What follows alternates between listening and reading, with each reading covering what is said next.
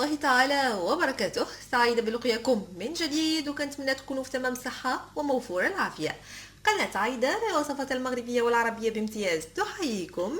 واليوم موعدنا مع فيديو جديد ووصفة جديدة أكيد، وغنقدمه في إطار سلسلة التحضيرات الرمضانية لشهر الفضيل، حلوة زلابية، أو اللي كيقولوا لها إخواننا في المشرق الزلابية.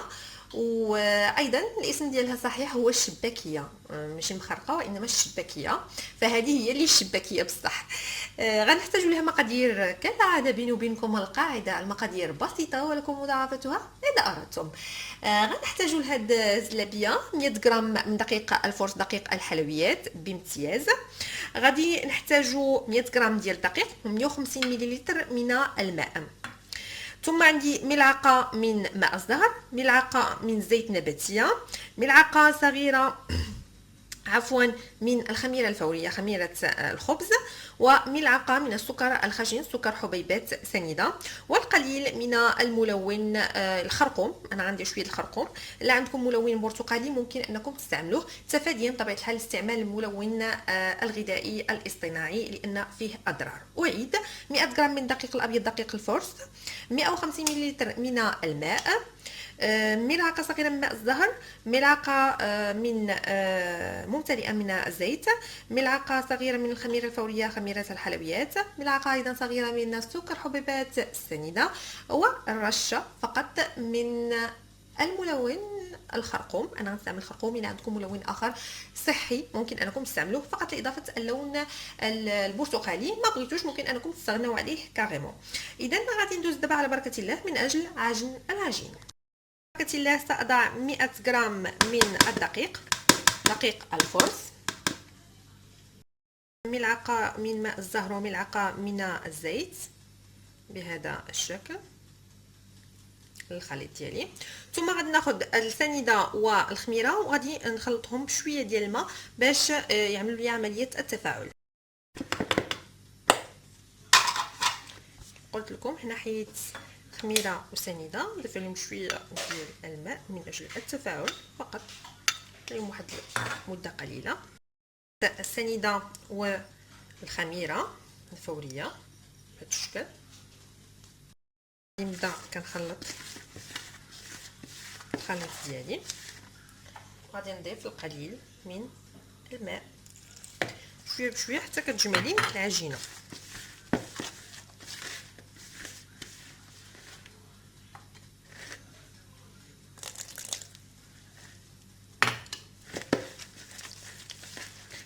الكميه اللي عطيتكم ديال الماء هي المناسبه ل 100 غرام من الدقيق، 150 مليلتر من الماء. اذا غنستمر في الاضافه ديال الماء بهذا الشكل.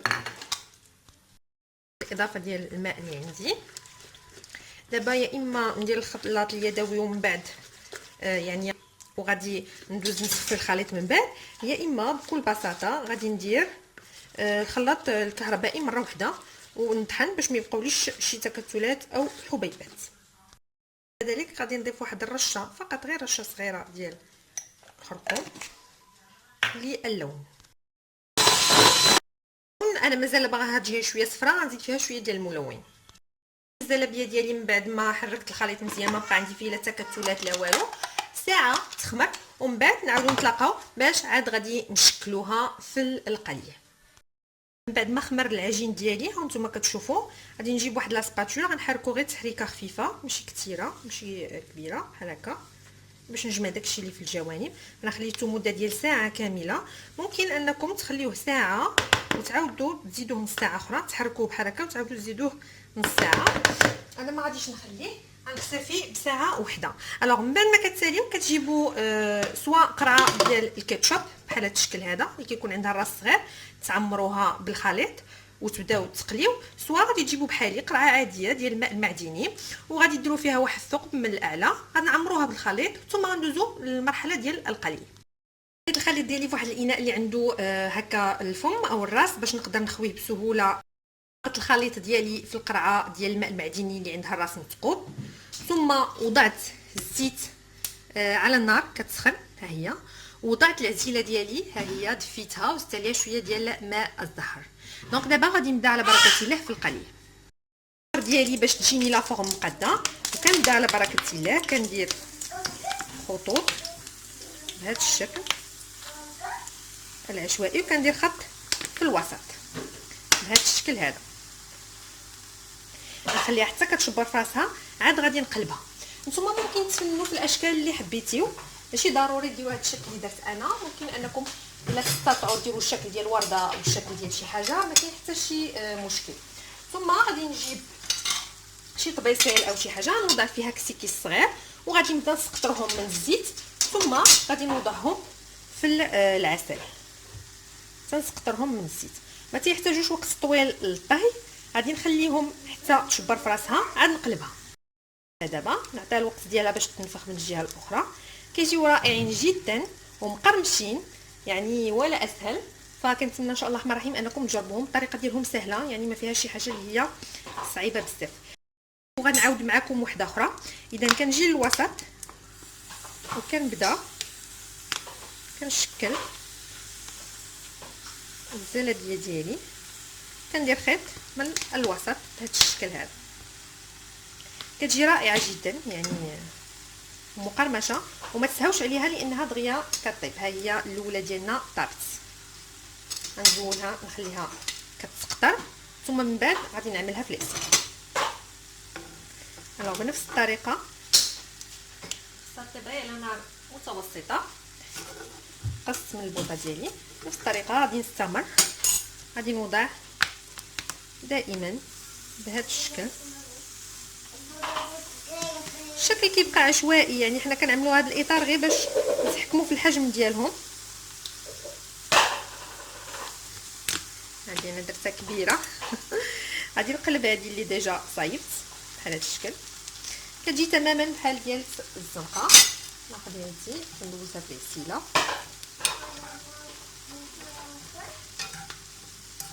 كنخليهمش بطبيعه الحال يتعطلوا. وبطبيعه الحال الفرشاه اللي كنستعملوا للعسل ماشي هي اللي كنستعملوا في القلي. كنخليوها غير كتذهب وكنزولوها. هذه تاعي اللي غادي نقلبها لان كتجي خفيفه بزاف ومقرمشه. ف الاخرى هي وضعتها في العسيله كما كتشوفوا معايا، هي كتعسل. سهله جدا وبسيطه وسريعه ايضا. دونك غادي نزول. هذا هو الشكل النهائي للزلابيه او زلابيه او ما يصطلح على تسميتها ايضا بالشباكيه هنا في المغرب. كتجي من اروع وارقى ما يمكن تقديمه، سهله اقتصاديه وبسيطه. كتجي مشبكه رائعه بحال اللي كنشريو من الخارج. كنتمنى ان شاء الله الرحمن الرحيم يعجبكم الطبق ديال اليوم. وإلا عجبكم ما تنساوش كيف العاده ديروا لايك وتشتركوا معنا في القناه اذا كنتوا باقيين ما اشتركتوش، بالضغط على المربع الاحمر تصابوني سبسكرايب. وايضا ما تنساوش تخليو لينا تعليقاتكم وانتقاداتكم وتشجيعاتكم. صدرونا رحب لكل التدخلات ديالكم. كنتمنى ان شاء الله الرحمن الرحيم ان العائله ديالنا تكبر، وذلك الى ساعدتنا بنشر الفيديوهات عبر مواقع التواصل الاجتماعي. بارطاجيو الفيديوهات ديالنا عبر سناب شات، تويتر، فيسبوك، انستغرام وكل مواقع التواصل. لقائكم وسأسعد به دوما، والى لقاء اخر بحول الله.